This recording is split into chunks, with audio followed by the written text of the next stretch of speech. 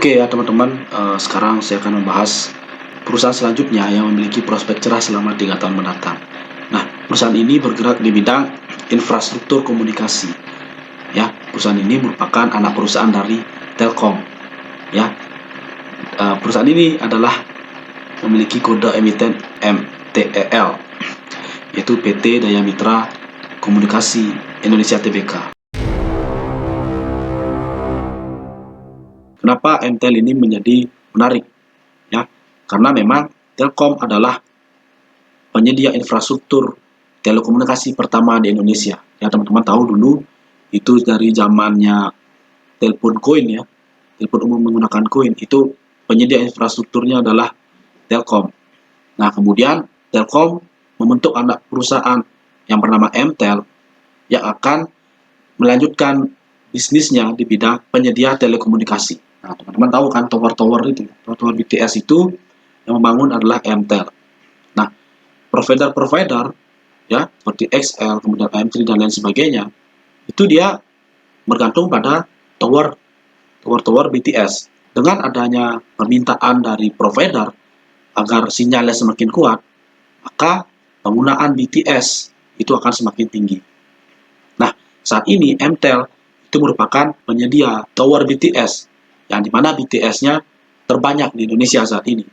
Nah, artinya dengan adanya permintaan semakin tinggi dari provider, ya dari setiap provider yang ada di Indonesia, itu sudah bekerja sama dengan MTEL.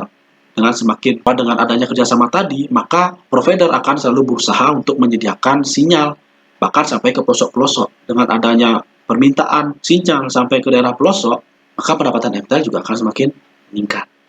Nah, jadi seperti itu ya, teman-teman ya. MTEL menyediakan tower BTS, kemudian provider menyewa tower tersebut. Nah, apa yang terjadi jika provider tidak menyewa BTS? Ya, mereka tidak akan bisa memasuk sinyal ya, teman-teman ya, ke daerah yang dituju, di mana tower MTEL itu tersedia. Nah, jadi tower ini memang juga sangat bergantung kepada provider. Tapi dengan adanya MTEL yang telah bekerja sama dengan seluruh provider dengan sistem kontrak sewa, itu artinya pendapatan MTEL akan stabil. Dan juga saat ini MTEL merupakan penyedia infrastruktur atau pemilik BTS yang terbanyak di Indonesia. Telkom, teman-teman ya. Telkom kan membentuk anak perusahaan. Ya, salah satunya adalah MTEL, Daya Mitra Telekomunikasi, dan juga Telkomsel. Nah, saat ini Telkomsel memiliki beberapa tower, ya, memiliki beberapa menara BTS, dan MTEL akan berencana mengakuisisi tower tersebut. Ya, towernya sudah banyak, kemudian akan mengakuisisi lagi tower milik Telkomsel, di mana Telkomsel juga milik Telkom. Ya, artinya perputarannya hanya di sana saja. Ya, dan ini akan menjadikan MTEL semakin besar lagi, towernya menjadi semakin banyak lagi, sehingga pesaing akan sulit masuk dong. Nah, tadi MTEL akan mengakuisisi tower milik Telkomsel. Padahal di kuartal pertama 2022 saja, ya, MTEL telah membangun sebanyak 371 menara baru. Nah, sehingga aset menaranya pada posisi terakhir Maret 2022 itu sebanyak 28.577 unit, teman. Nah, tadi kita berbicara dari segmen menaranya, teman-teman ya. Dan juga MTEL saat ini memiliki segmen di bidang fiber optik. Nah, fiber optik itu di tahun 2022 kuartal pertama saja itu sudah mendapatkan permintaan sebanyak 2.117 km kabel fiber optik ya, yang tersebar di Pulau Sumatera, Jawa, Bali, dan juga Sulawesi. Nah, saat ini kan banyak sekali ya ada berbagai provider internet. Nah, di mana provider ini juga membutuhkan fiber optik ya, teman-teman ya. Nah, dengan adanya peningkatan jumlah provider internet, maka permintaan fiber optik akan semakin meningkat. Nah, pendapatan dari MTEL itu akan semakin meningkat jika permintaan fiber optik juga meningkat. Nah, jadi sudah jelas teman-teman ya. Tadi ada provider sinyal ya, atau provider SIM card, dan juga ada provider internet. Dan ini sama-sama menggunakan jasa dari MTEL. Nah, saat ini juga banyak provider SIM card atau operator seluler tadi yang melakukan ekspansi. Ya, salah satunya adalah AM3 ya, atau AM3 Ooredoo, di mana dia sudah berekspansi untuk pembangunan menara build to suit atau B2S. Nah, menara B2S ini membutuhkan fiber optik juga, teman-teman, serat optik, di mana mereka mempercayakan atau memberikan kontrak kepada MTEL untuk membangun menara tadi dan juga serat optiknya.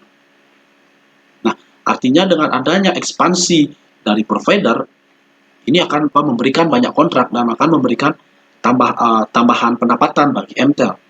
Nah, itu baru satu operator seluler.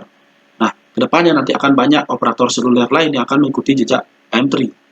Nah, dengan adanya peningkatan ekspansi dari setiap operator seluler, maka kontrak yang akan didapatkan oleh MTEL akan semakin banyak.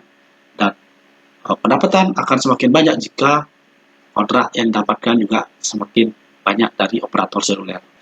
Nah, kemudian alasan yang terakhir, kenapa MTEL ini semakin menarik, dan juga teman-teman jangan sampai ketinggalan, ya, karena MTEL akan melakukan buyback saham, ya, yang akan dilakukan dari tanggal atau periode 2 Juni sampai 2 September 2022, teman-teman. Nah, artinya apa? Dengan melakukan buyback saham, maka jumlah saham yang beredar di masyarakat atau di pasar itu akan semakin berkurang. Teman-teman tahu kan artinya jika jumlah saham yang beredar itu semakin berkurang, maka ya harganya akan semakin meningkat.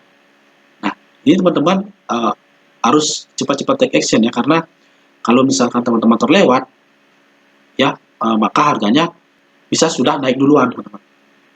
Nah, ini penting teman-teman cermati ya, aksi korporasi buyback saham ini yang akan menyebabkan jumlah saham yang beredar itu berkurang.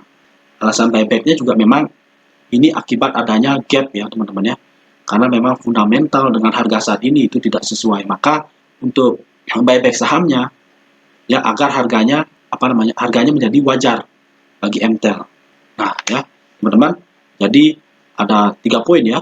Yang pertama adalah penyewaan BTS, kemudian ada serat optik ya atau fiber optik, dan kemudian yang ketiga aksi buyback saham. Nah, 3 poin ini harus teman-teman cermati ya, bahwa tidak ada lagi yang namanya keraguan untuk berinvestasi di MTEL, karena MTEL merupakan pemilik tower ya menara BTS terbanyak di Indonesia. Oke.